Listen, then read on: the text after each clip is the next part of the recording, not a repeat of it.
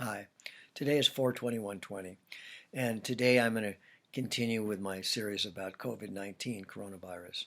Specifically today, I want to talk about some simple, important things that we can do for ourselves individually and for our families and anyone else to help us protect ourselves at this time. So the fact that in mainstream media and that physicians who are acting as the spokespeople for the state of the situation of the nation, um, it's candidly been disturbing that these individuals keep saying over and over and over again that there's absolutely nothing that we can do, just nothing that we can do that, short of social distancing and washing our hands and wearing masks, very important and effective tools to flatten the curve, things which need to continue to be utilized unless we want to indulge in a rapid resurgence of this virus again throughout the country. Um, and that we're waiting for the magical vaccine. Um, for clarity, the normal flu vaccine, the epidemiology suggests that the effective rate for this vaccine averages 40 to 60%. There's no reason to suspect that a vaccine for COVID-19 will be any more effective than that. And so that's about 50%, i.e., that's a toss of a coin. So it's definitely not the magical answer or solution. And there are other complications and issues there, not a topic for today. But it's unconscionable that these people in authority are suggesting that there's just nothing we can do. So I'm a naturopathic physician, and we know that there are many things that can stimulate or modulate the immune system. There are many, many things that are antiviral. And we have very effective treatments for these types of conditions. So first, the most basic thing, of course, is diet and lifestyle. And from a dietary standpoint, we should all be more mindful about eating whole, natural food. Stop indulging in all of the canned, packaged, processed, denatured, sugar-laden food, which is so common in our culture today, because these types of foods suppress our immune function and increase susceptibility to pathogens and infections. So just eating a whole food, cleaner diet, drinking lots of water, pure water, the most important thing for us to consume. There are some people that don't drink water at all. They drink other fluids, often filled with sugars, but not water. We need water to help everything work better. And then, exercise and adequate rest and engaging in relaxation techniques like meditation and other things like that. That's a very powerful foundation. Now, besides that, there are just a few nutrients I want to mention specifically, and that's vitamin A. And we can, 10,000 units of vitamin A twice a day.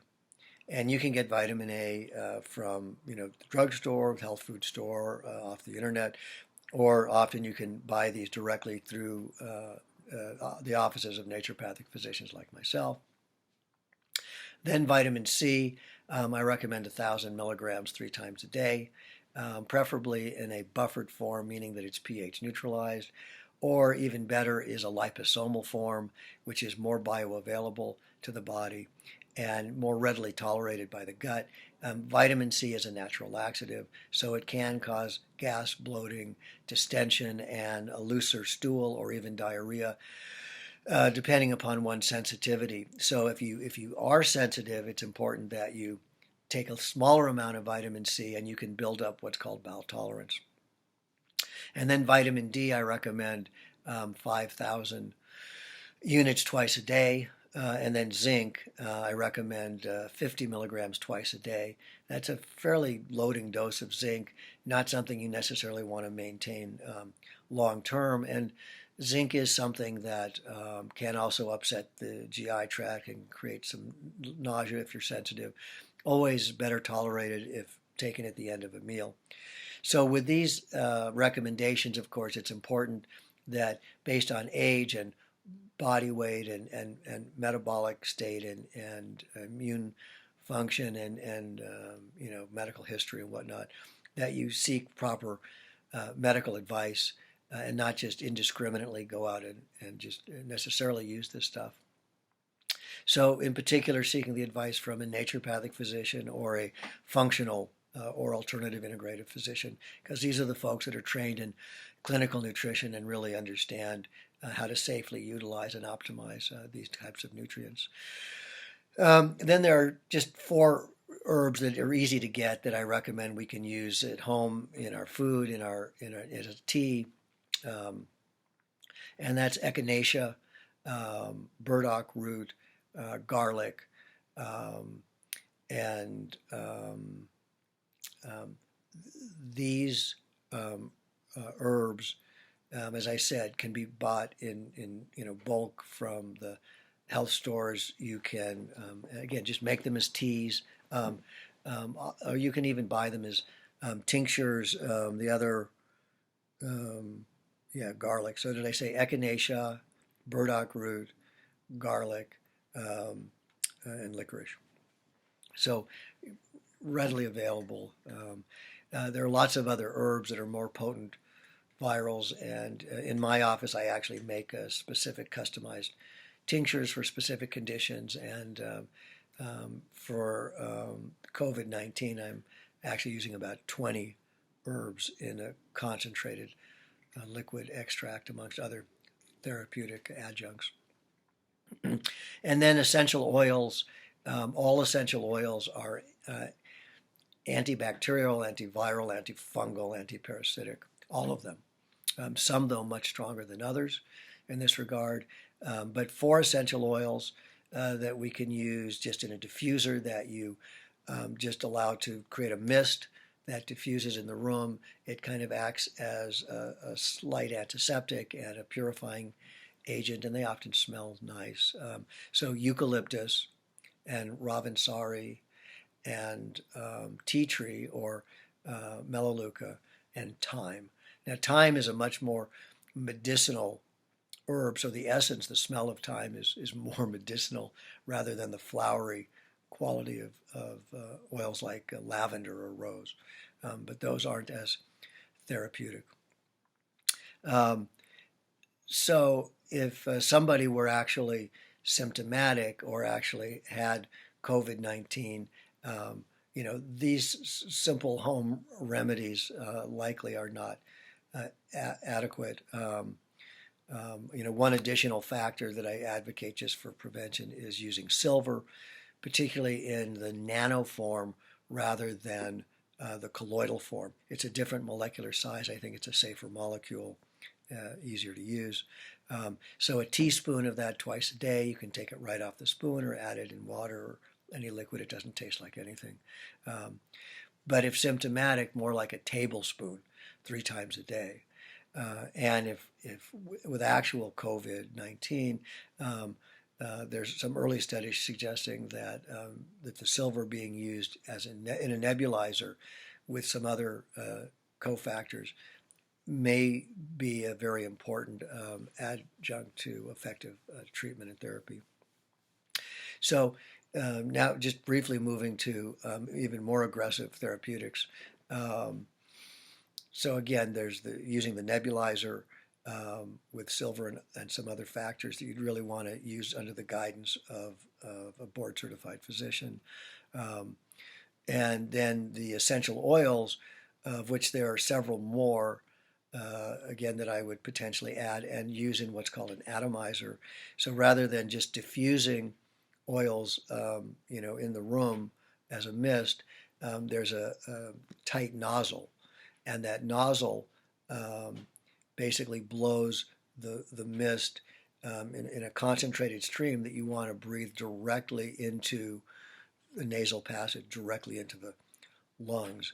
And so we make a custom formula for patients and directions of the frequency and use of that. Um, and then from the Chinese, they've actually have 3 clinical trials as we speak using intravenous vitamin C for COVID-19 specifically. They've been using between 12,500 and 25,000 milligrams of vitamin C intravenously.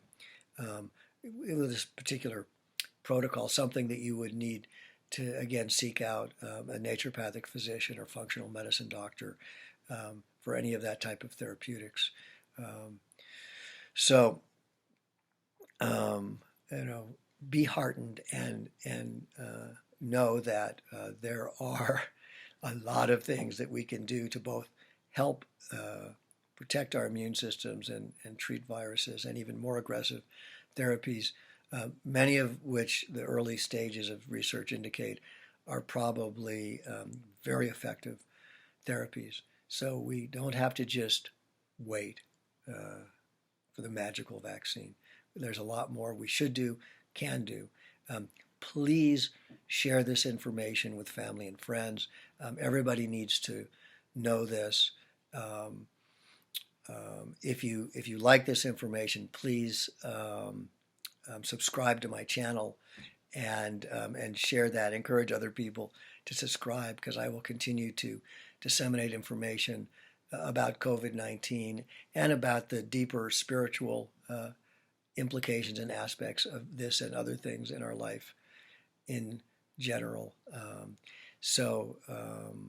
You know, if you need more immediate direct advice, we are doing telemedicine. We're able to do that anywhere in the country now.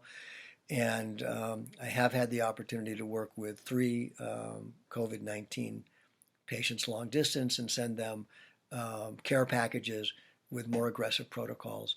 And the good news is to date, those 3 people are completely well and were highly symptomatic with imminent respiratory distress occurring.